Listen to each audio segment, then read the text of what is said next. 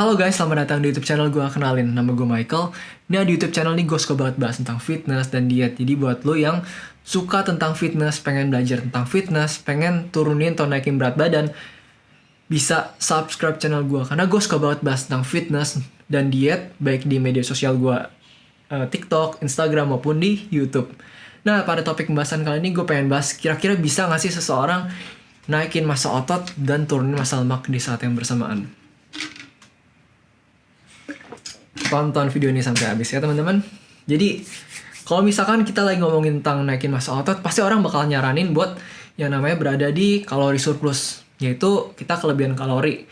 Jadi kalau misalkan kalori yang dibutuhkan buat mempertahankan berat badan tuh di 2500, maka buat kita naikin massa otot dan berada di surplus berarti di atas itu.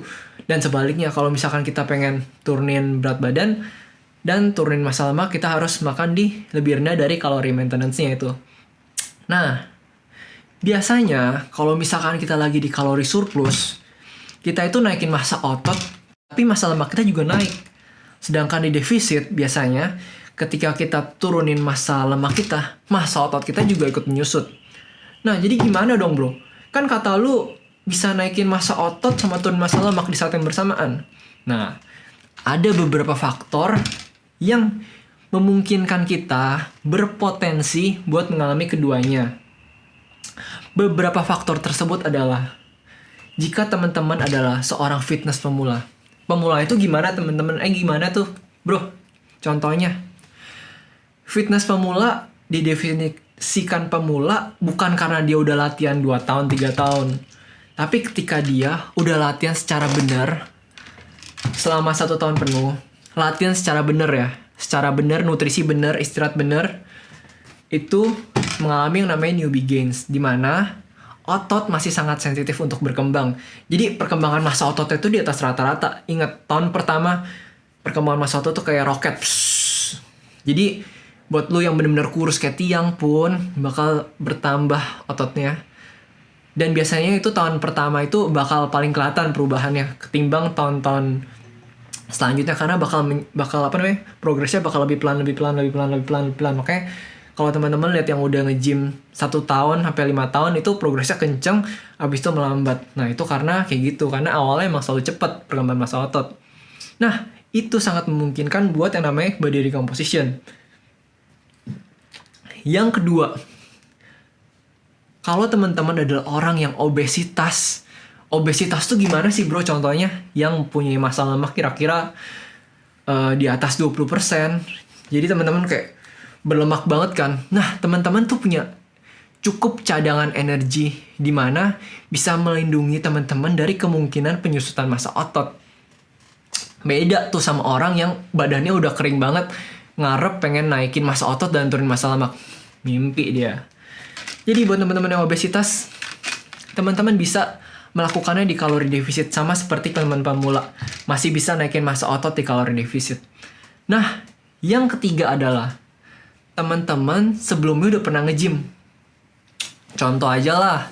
Biasa kejadiannya kayak gini. Gue dulu udah pernah latihan bro selama 6 bulan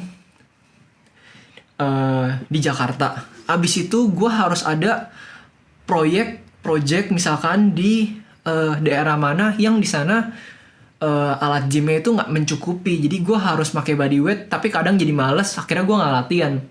Nah, karena sebelumnya udah pernah latihan di 6 bulan dulu itu di Jakarta, terus dia ke projectnya itu dia nggak latihan sama sekali, terus dia balik lagi, mulai latihan lagi, mau dia ada di kalori defisit, ototnya juga bakal berkembang. Karena apa? Pertama, mirip-mirip sama newbie gains. Udah gitu, yang kita harus tahu, kalau misalkan otot udah dilatih, bakal ada yang namanya penambahan myonuclei. Nah, ketika kita nggak latihan sama sekali, myonucleinya itu tetap ada, jumlahnya itu tetap sama, tapi size-nya itu yang menyusut. Jadi ketika dipompa lagi, teman-teman kasih stimulasi lagi, bakal jadi terisi lagi, bakal jadi gede lagi.